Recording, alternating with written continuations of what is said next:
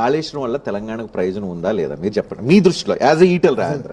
I'm not asking about BRS leader గా ఇప్పుడు BJP leader గా కాళేశ్వరం వల్ల తెలంగాణకు ఉపయోగం ఉందా లేదా? 100% ఉపయోగం 100% ఉందండి. ఈటల రాజేంద్ర అంటే చెప్తున్న మాట, నా ఎస్ఆర్ఎస్పి నా ఉత్తర తెలంగాణ ప్రాణ ప్రదాయం ఏదైతుందో నా సెకండ్ విడతకు నీళ్ళు ఇవ్వలేకపోయింది. నా ఎస్ఆర్ఎస్పి ఇవాళ ఫేజ్ 1లో కూడా బాయిలు లేకుండా బోర్లు లేకుండా నా పంటలు పండలేదు. ఇవాళ ఎస్ఆర్ఎస్పిలో 14,40,000 ఎకరాలు 100% ఎక్కడ కూడా బాయిలు లేకుండా బోర్లు లేకుండా కొత్తగా మళ్ళీ పుడక తీయకుండా చివరి ఆయకట్టు కూడా నీళ్ళు అందించింది. గుర్తుపెట్టుకోండి. ఇవాళ మిడ్ మానేర్ కట్టిన తర్వాత ఆనాడు మాకు ఒకటే రిజర్వాయర్ ఎల్ఎండి మాత్రమే 24 టీఎంసీలు మాత్రమే ఉండే. కానీ ఇవాళ ఇంకొక 25 టీఎంసీల నీళ్లు మిడ్ మానేర్ వచ్చిన తర్వాత నా ఎస్ఆర్ఎస్పి ఆయకట్టు మొత్తంలో నీళ్లకు గ్యారంటీ ఏర్పడ్డది.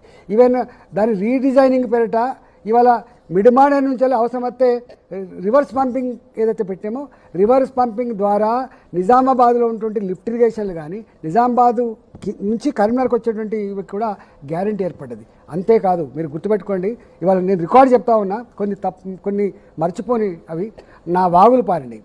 నా వాగు మొత్తం ఆ ఎస్ఆర్ఎస్పి ఆయకట్టు కింద లేదా ఇలా ప్రాణహిత చేవెళ్ళ ఇలా లేకపోతే మేడిగడ్డ చేవెళ్ళ ప్రాజెక్టు కింద ఉన్నటువంటి అన్ని వాగులు అన్ని వంకలు పొంగి పొరున్నాయి.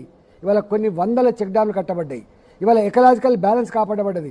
ఇవాళ మొత్తం గ్రౌండ్ వాటర్ అంతా కూడా ఛార్జ్ అయింది. బావులలో నీళ్ళు వచ్చినాయి, బోర్లలో నీళ్ళు వచ్చినాయి. అన్నిటికీ మిక్కిలి ఇవాళ అన్ని చెర్లల్లో ఎండాకాలంలో కూడా మత్తలు పోసిన సందర్భం మీరు మర్చిపోవద్దు, గుర్తుపెట్టుకోండి.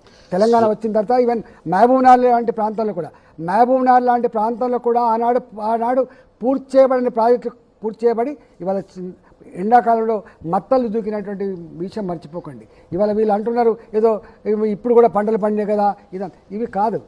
ఇవాళ సాక్ష్యం నేను 14 ఏళ్ళుగా 15 ఏళ్ళుగా హుజురాబాద్ ఎమ్మెల్యేగా ఉన్నాను. నేను 20 ఏళ్ళుగా ఉన్నా. నేను హుజురాబాద్లో నా ఎజెండా ఏముందో తెలుసా అండి, ఆ కాలువల పండి తిరుక్కుంటా నీళ్లు రావట్లేదు కదా చివరి ఆయకట్టుకు తప్పకుండా నీళ్ళు ఇస్తామని చెప్పేదే మా ఎజెండా ఉండే. గుర్తుపెట్టుకోండి. వరంగల్ కింద నీళ్ళు రాలేదండి, నల్లగొండ కింద నీళ్ళు రాలేదండి.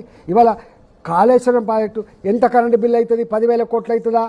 దీనికి ఎంత పోవట్లేదు. కానీ ఇప్పుడు ఇంత సుదీర్ఘంగా చెప్పిన దాన్ని బట్టి చూస్తే కాళేశ్వరం అనేది తెలంగాణకి అద్భుతమైన వరం. అదే కాళేశ్వరం